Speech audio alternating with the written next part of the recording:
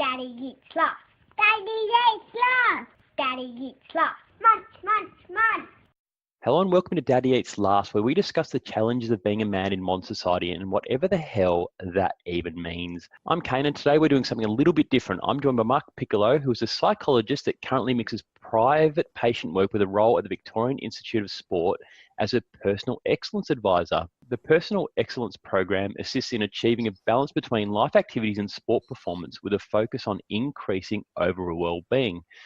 So while Mark does work with the elite athletes of Victoria, he also does a lot of work with the general public as well. Firstly, Mark, welcome to the show. Thanks, Kane. Thanks for having me.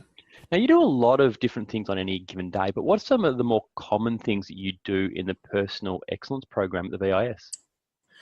So if we look at sort of a typical day, you sort of think about, well, the athletes that I normally work with are sometimes within sort of late high school age to early university years. So we're looking at setting up meetings with schools, speaking with your level coordinators in terms of load management and subject selection, and then external to that, assisting sort of the athletes choose courses, submit their applications, whilst also then looking at, well, what other options are there for them in terms of employment, so setting up their CVs and sort of networking and getting them in the communities aspect of things.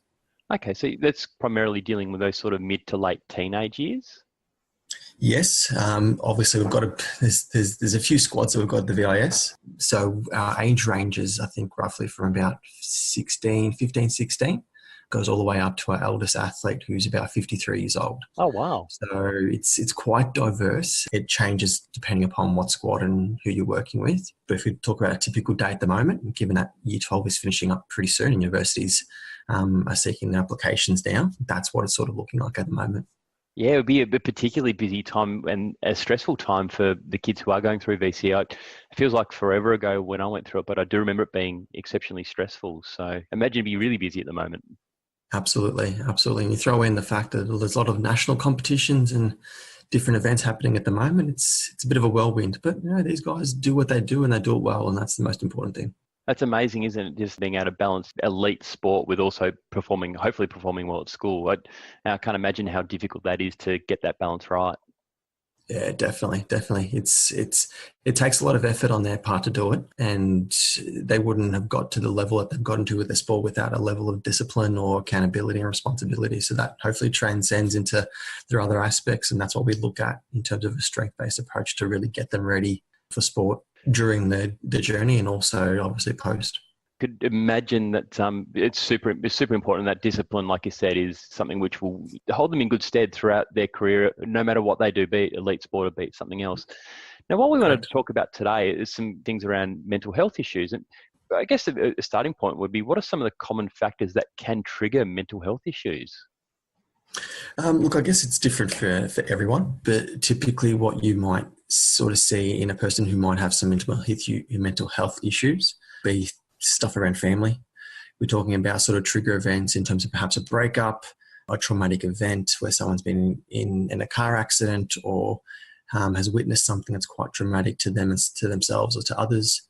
But we're also looking at more internally too, is a lot of internal dialogue that one goes through in terms of the chatter that goes on in the back of your mind.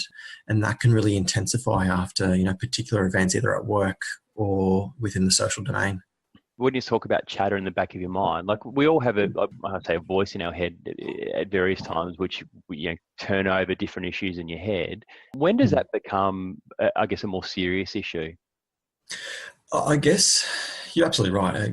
We sort of teach that everyone's got that voice in the back that sort of tells them what to do and how to do it. They're usually the biggest critic of you as well, to be honest. Absolutely. And I think that's what can be, a real benefit or a real detriment to someone's sort of well-being. But when we talk about sort of mental health along the spectrum, we're really talking about, well, how's it really affecting the daily functioning?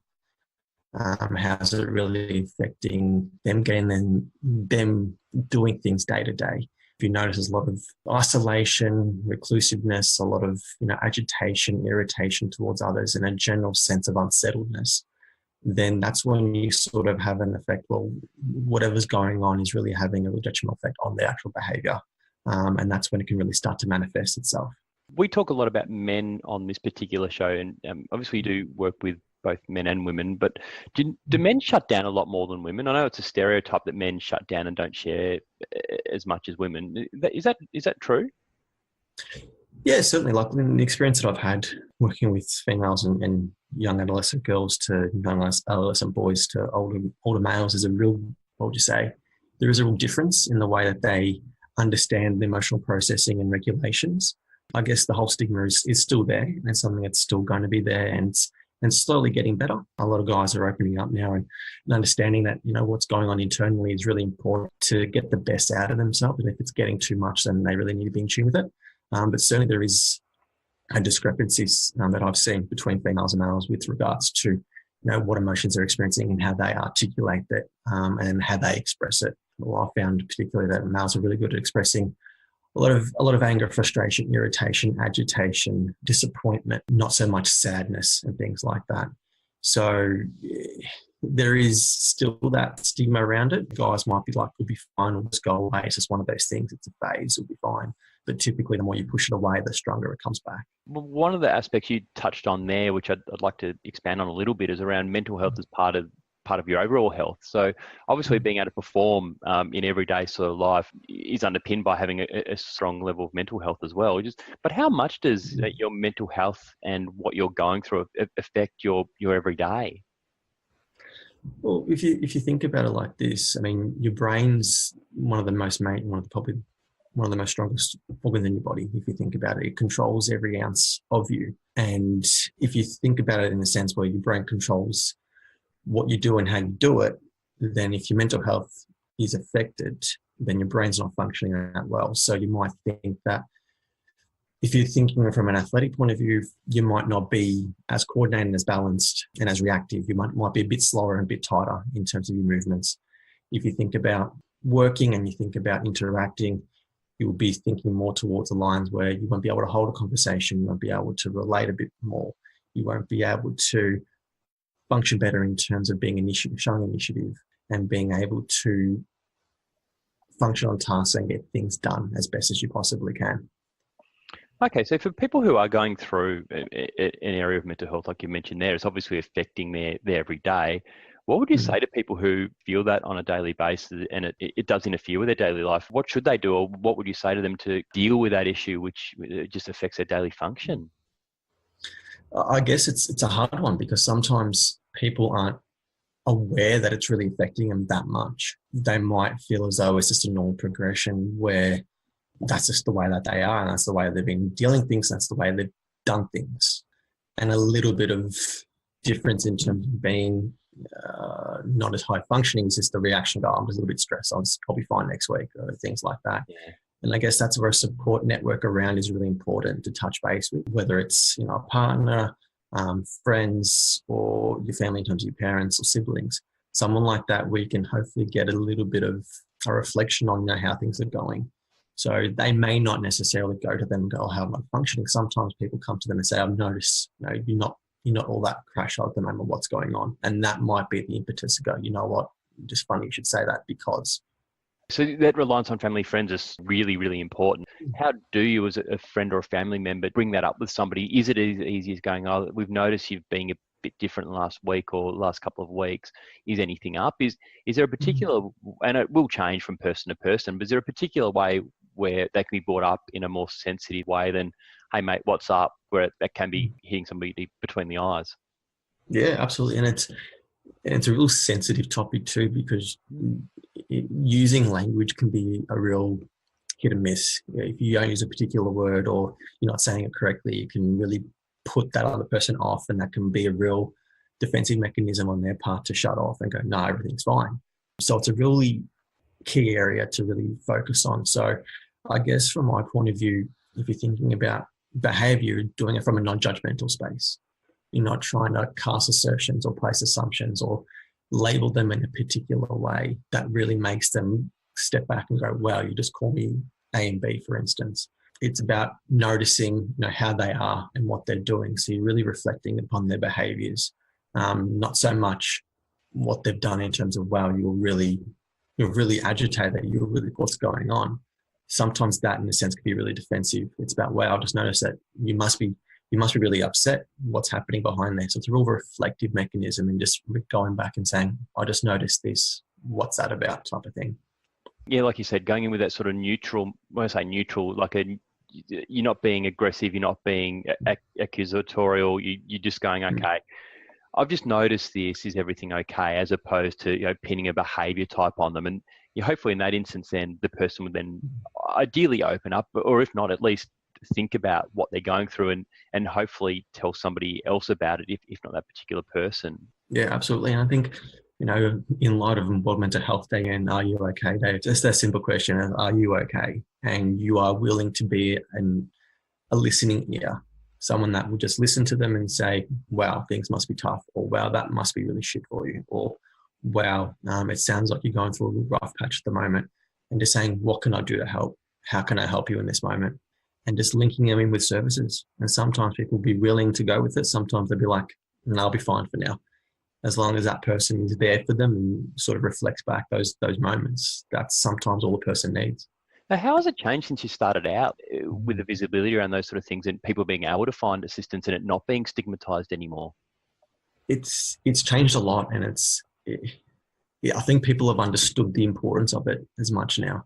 I think it's still a long way to go, of course, to make it as mainstream as it was, because there is that still stigma around, and it is sort of classified as, people who aren't functioning, who have mental illnesses. There's got to be something wrong with them. There's something that plain to see. There's something not right. Whereas if mental health is non-discriminatory, you could be the richest of the rich and you can get it, and you can be the lowest of the low and not get it. So it doesn't really matter who you are. You sometimes are either predisposed, where if we've got family history in it, or there is particular events in your life that really, trigger a moment in you that just unleashes a lot of things that become unmanageable. So when you take all that out of account and people are understanding that, wow, that is the case, absolutely, it's exploded in the past, even the past few years, even more so, with the amount of media attention, for instance, how much it gets. It's great now, but hopefully it continues. But now the important thing is linking in the awareness to the support services around them and how to go about that, because there still seems to be a bit of a gap to how do you actually breach.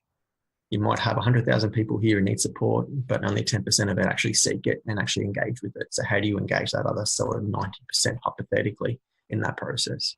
Yeah. So are the support networks out there, like the Are You Okay? Are they well supported now in that they're well funded and they can deal with an increased volume of people coming through their doors? Yeah, I think so. Look, I'm not all that aware of those type of campaigns and those type of programs. There are a lot of different programs out there now. Absolutely. You look at the Men's Shed program, for instance. Yeah. That's exploded, and you see it in neighbourhood areas around everywhere. They borrow spaces from schools or from community houses or hubs, and they link in with a range of different people, and that's a fantastic initiative. And even I think there's support groups for dads now that are either on Facebook or other means in terms of local community hubs as well. So those two things, for instance, have become more and more prominent. And that's hopefully only going to get bigger with the fact that mental health it's a public health issue at the end of the day. So the more funding, more awareness it gets, the better everyone will be for it. Yeah, you touch on social media there, and obviously being able to join a social media group if you're having an issue is fantastic. Dealing with especially younger individuals, how do you see social media? Do you see that as a good influence on younger people, or maybe a less good influence on younger people's, especially mental health? I think it really depends upon how you use it, for instance. I mean, look, I'll take it from my experience working with athletes. Inside your excellence program, how do you deal with it inside there? Because they'd be the most likely people in some instances, once they progress a little bit, to be trolled online. Yeah, absolutely. And I mean, at the end of the day, when you become an elite athlete and you're progressing towards national, international competition, to world championships, to Paralympics, to Olympics, your brand is so important for your development, not just commercially, but financially and sporting wise as well, in terms of who you represent and what you bring to the table. So we really encourage use of social media. We encourage it in the sense where we want you to be careful on how you use it, but not so much where you're spruiking yourself a lot and getting yourself involved in a lot of different things. So from an athlete point of view, it'd be more about self-promotion and branding to gain access to sponsorships, gain access to ambassadorial roles for that reputation, that awareness.